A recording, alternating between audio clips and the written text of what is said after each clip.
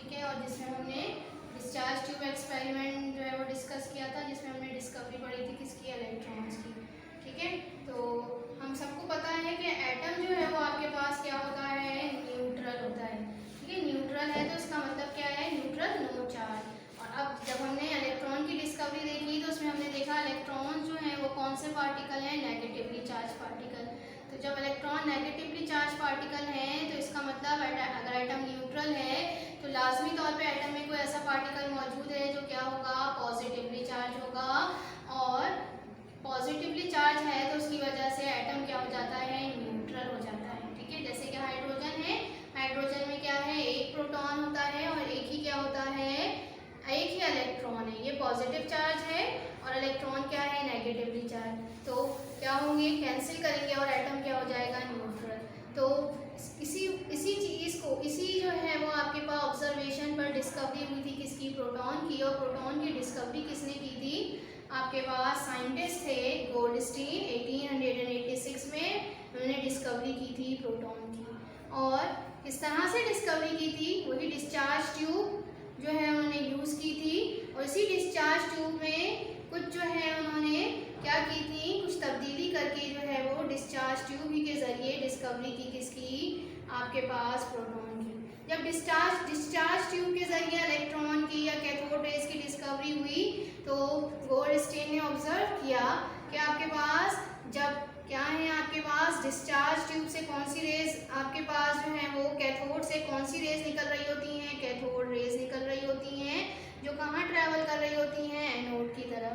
तो एक और रेज भी जो है उन्हें जो है निकलती हुई नज़र आई थी और उसी रेज को उन्होंने उसी के बारे में जो है तफसीलन बताने के लिए एक्सपेरिमेंट किया था, डिस्चार्ज ट्यूब को यूज़ किया। क्या है डिस्चार्ज ट्यूब, कंस्ट्रक्शन हम डिस्कस कर चुके हैं। ग्लास की ट्यूब होती है जिसके अंदर क्या है, गैस मौजूद है और जिसमें गैस का प्रेशर जो होता है वो क्या किया जाता है, रिड्यूस किया जाता है। रिड्यूस करने के लिए वैक्यूम पंप लगा हुआ होता है जिससे जो है गैस का प्रेशर डिस्चार्ज ट्यूब में रिड्यूस करते हैं और एक्स्ट्रा गैस जो है उसको निकालते हैं। ठीक, और क्या है आपके पास, इलेक्ट्रोड्स हैं, दो मेटल के इलेक्ट्रोड्स हैं और उसको अटैच किया जाता है किसके साथ, बैटरी के साथ। बैटरी से हाई वोल्टेज का करंट पास करते हैं। वो इलेक्ट्रोड जो बैटरी के नेगेटिव टर्मिनल से अटैच है वो कैथोड है और जो बैटरी के पॉजिटिव टर्मिनल से अटैच है इलेक्ट्रोड उसे क्या नाम दिया जाता है, एनोड का। ठीक है, तो यहाँ जो चेंज किया डिस्चार्ज ट्यूब एक्सपेरिमेंट में गोल्डस्टीन ने, वो क्या चेंज किया था, कैथोड को परफोरेटेड कर दिया था। परफोरेटेड मतलब कैथोड में होल कर दिए थे, सुराख कर दिए थे। क्यों सुराख किए थे कि ऑब्जर्व किया था कि जिस तरह से कैथोड से जो रेज निकल रही थी जिन्हें कैथोड रेज का नाम दिया था, और एक इसी तरह से एनोड से भी जो है वो रेज जो है वो क्या कर रही थी, ट्रैवल कर रही थी टूवर्ड्स कैथोड। चूँकि कैथोड क्या है, परफोरेटेड है, तो ये जो आपकी रेज हैं इस जो है वो कैथोड से पास हो जाएंगी और आपके पास अपोजिट जो एंड है इस ट्यूब का, अपोजिट वॉल जो है उसको क्या करती हैं, ग्लो करती हैं। या तो फ्लोरेसेंस मटेरियल लगा हुआ होगा तो उसकी वजह से ये इसको क्या करवा देती हैं, अपोजिट एंड जो है वॉल का उसको क्या करवा देती हैं, ग्लो करवा देती हैं। तो चूंकि ये रेस ट्रैवल कर रही थी एनोड से कैथोड की तरफ तो इसीलिए इसको नाम दिया गया था किसका, एनोड रेस का। ठीक, अब एनोड रेस को क्या नाम देते हैं, कैनाल रेस का भी नाम देते हैं। कैनाल रेस क्यों कहते हैं, क्योंकि ये कहाँ से पास हो रही होती हैं, होल से। परफोरेटेड जो कैथोड है उसमें होल से जो पास हो रही है इसीलिए इन्हें कैनाल रेस का नाम दिया जाता है।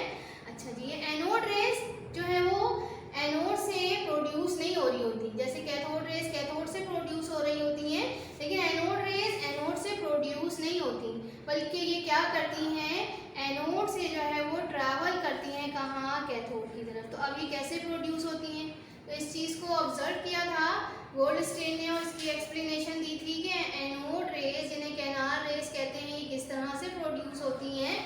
तो ये जो आपके पास गैस के मॉलिक्यूल हैं, गैस मौजूद है, किसके अंदर गैस मौजूद है, डिस्चार्ज ट्यूब में गैस है ना, यहाँ पे ये गैस जो है इसके मॉलिक्यूल से जब ये कैथोड रेज स्ट्राइक करती हैं, कैथोड रेज जब ये किससे स्ट्राइक करती हैं, गैसेस के मॉलिक्यूल से, तो इसे क्या कर देती हैं, आयोनाइज कर देती हैं।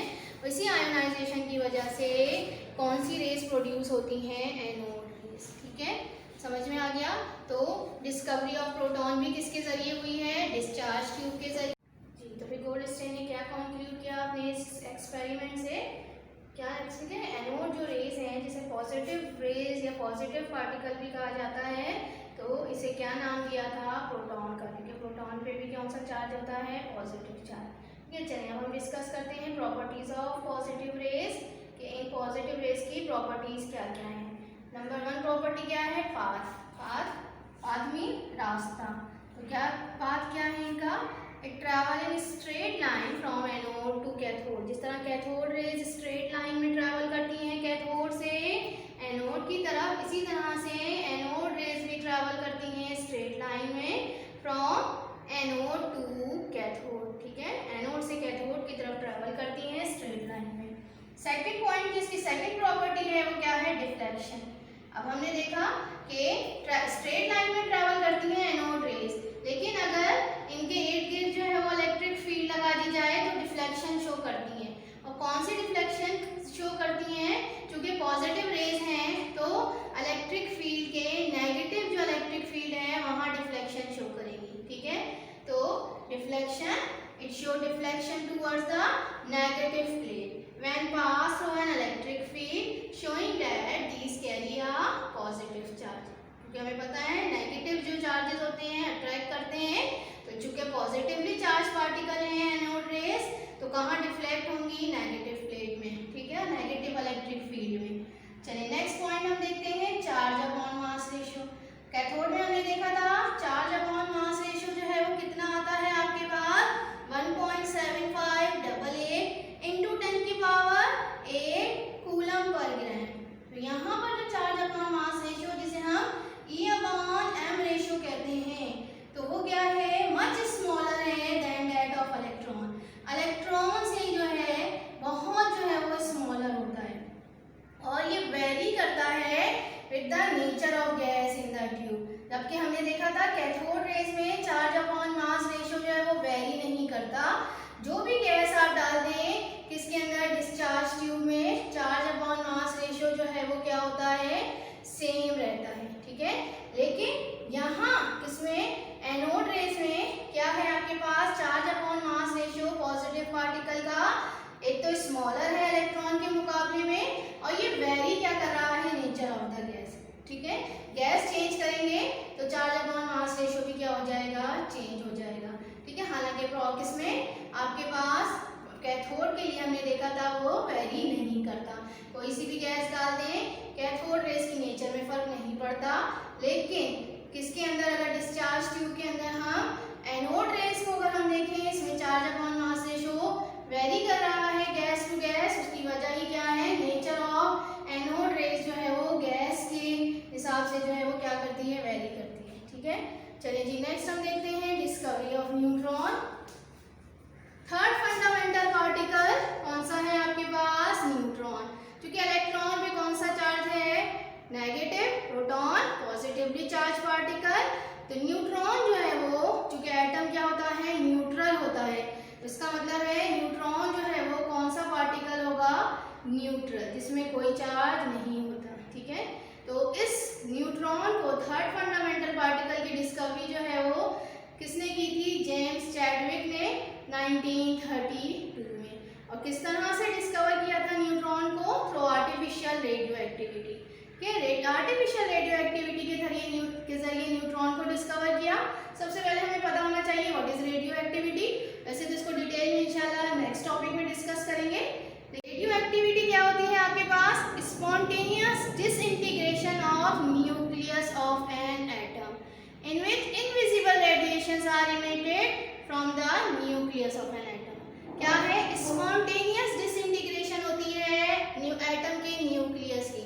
कोई रेडियो एक्टिव हमारे पास एलिमेंट होता है जिसके न्यूक्लियस जो है उसकी क्या हो जाती है, स्पॉन्टेनियस डिसइंटीग्रेशन। और उस स्पॉन्टेनियस डिसइंटीग्रेशन की वजह से क्या निकलती है, उसके अंदर से इनविजिबल रेडिएशन निकलती है। इस प्रोसेस को हम क्या कहते हैं, रेडियो एक्टिविटी।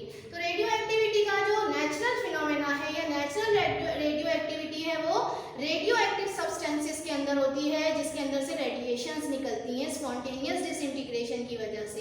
लेकिन आर्टिफिशियल रेडियो एक्टिविटी क्या होती है?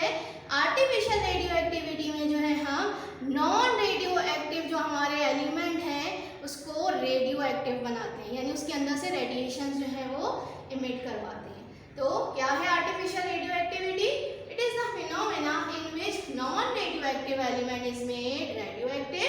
कैसे बना रहे हैं उसको, नॉन रेडियो एक्टिव एलिमेंट को radioactive? By bombardment of certain subatomic particle.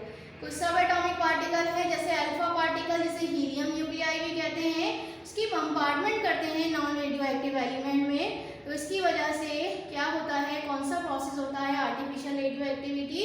उसकी वजह से न्यूट्रॉन जो है वो उससे हमारे पास प्रोड्यूस होते हैं। जैसे कि नॉन रेडियो एक्टिव एलिमेंट है हमारे पास बेरिलियम, ठीक, इसके ऊपर बम्बार्डमेंट करते हैं हीलियम न्यूक्लियाई या अल्फा पार्टिकल की।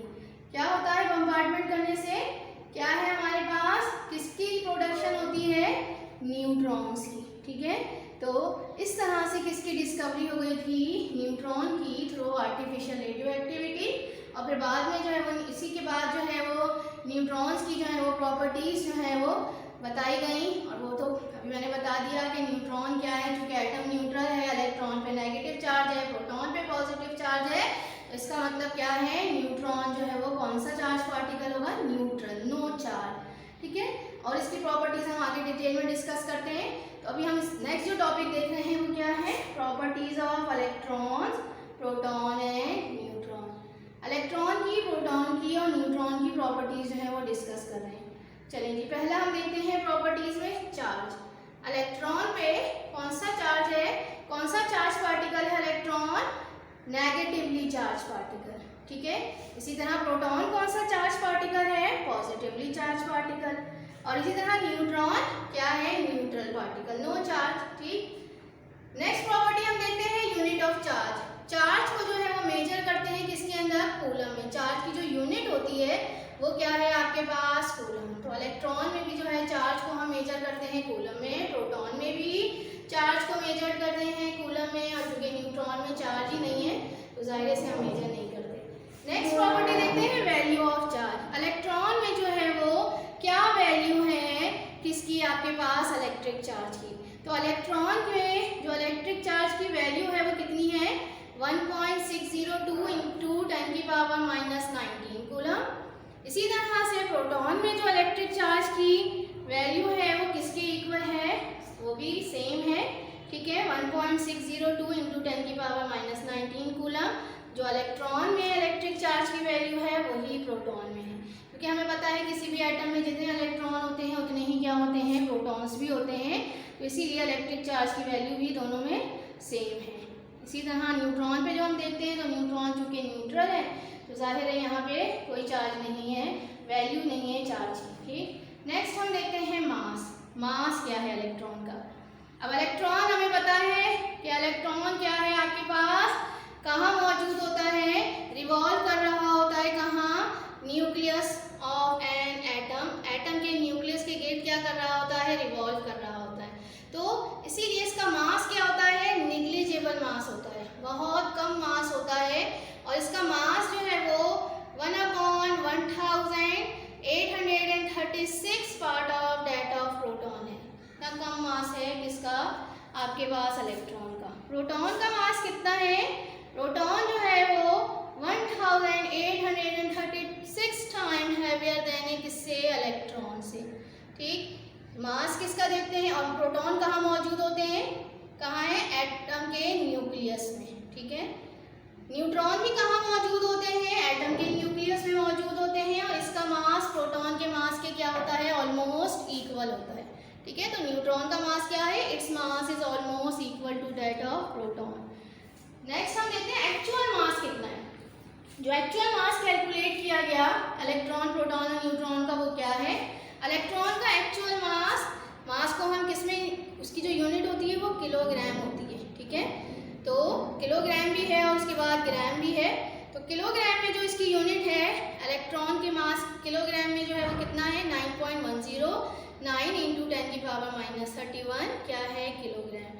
इसी को ग्राम में देखते हैं तो 1 किलोग्राम 1000 ग्राम के बराबर होता है। तो ग्राम में इसको कन्वर्ट किया तो जो इसकी वैल्यू आती है वो क्या है? 9.109